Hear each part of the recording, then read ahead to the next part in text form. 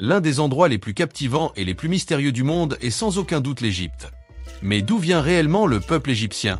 Leurs origines restent entourées de débats et de fascinations, comme si leurs secrets étaient aussi bien gardés que les trésors de leurs pyramides. Ils présentent une civilisation de mathématiciens habiles et d'agriculteurs prospères, apparue soudainement dans l'histoire, mais avec un développement culturel progressif. L'origine des Égyptiens est un mystère qui entoure les véritables racines de leur civilisation. Dans cette vidéo, je discuterai de la perspective biblique et de ce que les anciennes traditions juives disent au sujet des anciens Égyptiens et du royaume de Kémet, tel qu'il était connu dans l'Égypte ancienne. N'hésitez pas à aimer et à commenter cette vidéo, et à vous abonner à la chaîne si vous ne l'avez pas encore fait.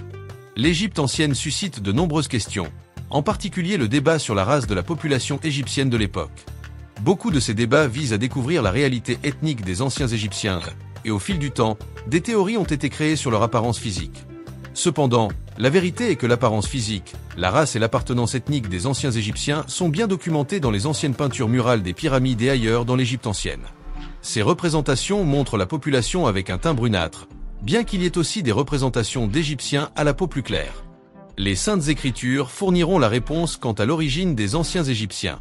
Un personnage biblique, le descendant de Cham appelé Misraïm, est fréquemment mentionné dans les anciennes traditions juives et dans la Bible elle-même.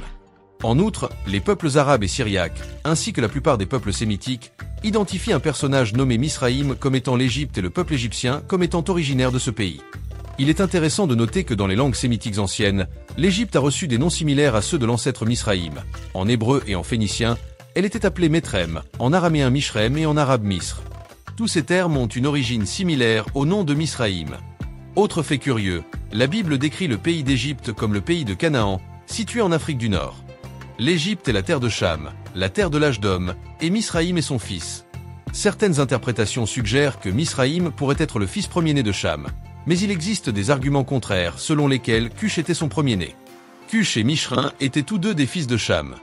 Il est intéressant de noter que les anciens Égyptiens partagent des similitudes génétiques avec des peuples contemporains qui sont considérés comme leurs frères, ou du moins qui ont un patrimoine génétique commun. Il s'agit des Berbères contemporains. Les Berbères ont une ascendance mixte, puisque certains d'entre eux sont des descendants directs de Mikraïm, fils de Cham, ainsi que de peuples sémitiques et de certains descendants de Japheth, y compris des Européens. Nous le savons grâce à la linguistique, car nous pouvons déceler des similitudes ethniques, génétiques et culturelles entre ces peuples frères. Les langues berbères connues aujourd'hui sous le nom de tamazique ou de tuamassique sont linguistiquement apparentées à l'ancienne langue égyptienne appelée Kémet par les Égyptiens. Il est bibliquement évident que l'ancêtre de l'Égypte ancienne était Misraïm, fils de Cham, de sorte que les Égyptiens anciens étaient un peuple kamite ou kamitique, et pour cette raison, avaient un teint de peau plus foncé. Leur teint n'est pas aussi foncé et ne ressemble pas à celui d'autres Africains, comme les Soudanais d'Éthiopie ou même d'Érythrée, mais il est principalement soudanais. La période néolithique en Égypte est traditionnellement datée de 10 506 avenue Jésus-Christ, époque à laquelle on utilisait déjà des faux en pierre et des bateaux à rames. Si l'humanité est née en Afrique, il est contradictoire de penser que l'agriculture est venue de l'extérieur du continent, ce qui contredit l'idée que l'humanité s'est développée de l'Afrique vers le reste du monde.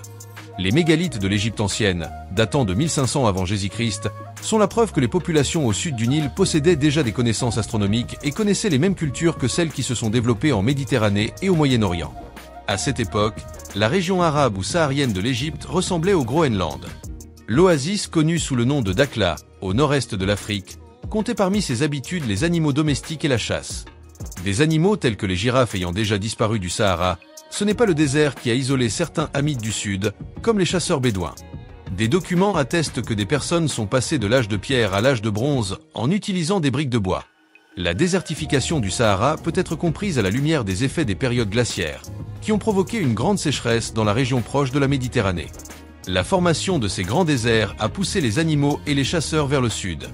En revanche, de nombreuses tribus se sont concentrées dans la vallée fertile du Nil, où elles trouvaient de l'eau et des ressources. Vers 4000 avant Jésus-Christ, le lin a été inventé en Égypte.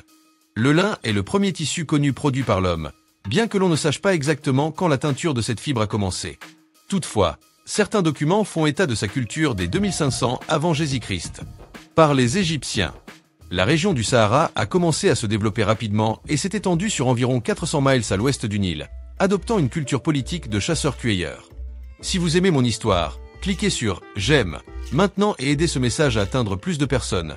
Créons ensemble une chaîne de connaissances. Ces tribus construisaient des huttes et utilisaient des outils en pierre provenant du plateau voisin. Elle vivait dans la région occupée par un grand lac qui s'est asséché et est devenu un désert. Dans une perspective créationniste, il est possible que ces transformations se soient produites alors que la période glaciaire se déroulait en Europe du Nord et en Asie, entraînant le rétrécissement des mers, la formation de ponts terrestres et l'assèchement du climat. La forte dérive des continents et l'activité volcanique ont également contribué à des transformations brutales et à l'isolement géographique, y compris la formation de déserts. Le teint des anciens Égyptiens était brunâtre, moins foncé que celui des habitants du Soudan, du Tchad et d'autres régions d'Afrique où la variation des teintes de peau est différente. Par exemple, dans l'ancien royaume de Kush, qui comprenait le Soudan, le Tchad et d'autres régions d'Afrique, il y a une différence de couleur de peau par rapport aux anciens Égyptiens. Les anciens Égyptiens avaient un teint plus brun, mais pas aussi foncé que les habitants de la région qui est aujourd'hui le Soudan.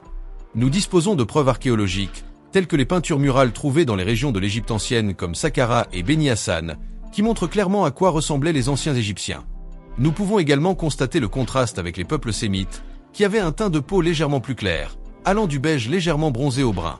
Une nette différence peut être observée entre les anciens Égyptiens, représentés avec un teint brun dans les images ci-dessous, et les peuples sémites, représentés avec un teint jaunâtre ou beige, originaire du Moyen-Orient. La différence entre les sémites et les anciens Égyptiens est évidente.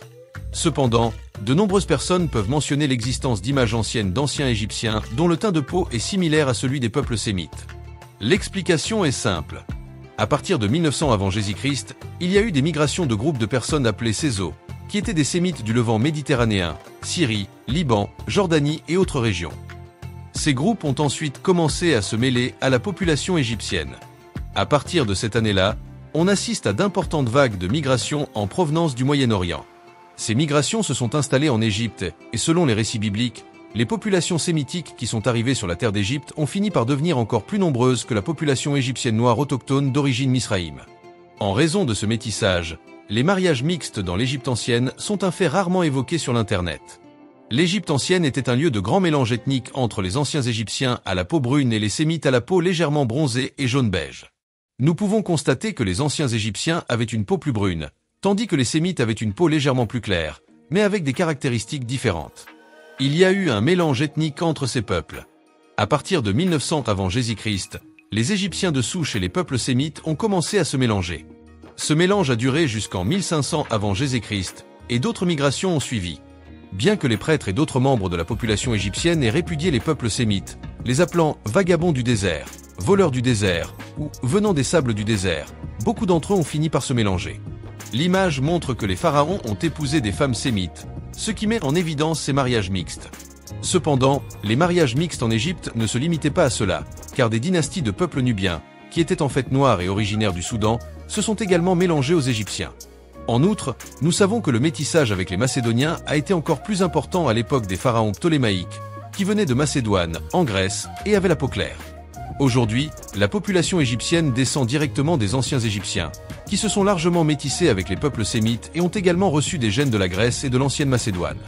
En raison de ce mélange ethnique, les Égyptiens d'aujourd'hui ressemblent peu aux représentations des pharaons d'il y a 4000 à 4500 ans, qui avaient la peau plus brune. À d'autres périodes, comme entre 1900 et 1500 avant Jésus-Christ, on peut observer des pharaons d'apparence similaire aux peuples arabes, ainsi qu'aux Assyriens et aux Acariens.